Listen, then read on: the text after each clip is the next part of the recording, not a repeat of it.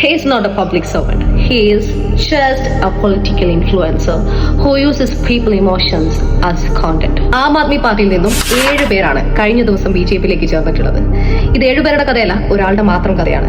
Social മീഡിയയിൽ clear image build ചെയ്ത നേതാവ്, ജനങ്ങളുടെ ഇമോഷൻസ് ഉപയോഗിച്ച് പോപ്പുലാരിറ്റി നേടിയ നേതാവ്. BJP एक गुंडों की पार्टी है, अनपढ़ गुंडों की पार्टी.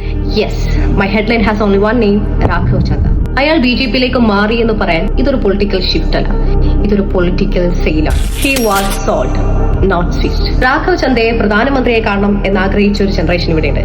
മനസ്സിലാക്കേണ്ടത് അയാൾ മുന്നോട്ട് വെച്ചത് ഒരു പൊളിറ്റിക്സ് അല്ല, ബ്രാൻഡിംഗ് ആണ്. ട്രെൻഡിനു വേണ്ടി അഭിനയിച്ച അബസ്ട്രാക്ടോ, ദാറ്റ് ഈസ് രാഘവ് ചന്ദ. ജനങ്ങളുടെ വിശ്വാസം ഒരു കൊമോഡിറ്റി അല്ല. ആം ആദ്മി പാർട്ടിയുടെ ആശയങ്ങൾ വിശ്വസിച്ച് വോട്ട് ചെയ്ത ജനങ്ങൾ ലീഡർ എന്ന് കരുതിയ രാഘവ് ചന്ദ ഡീലറായി മാറി. പൊളിറ്റിക്സ് എന്ന് വിശ്വസിച്ചത് പ്രോഫിറ്റ് ആയി മാറി. And let me be clear, democracy is not for sale.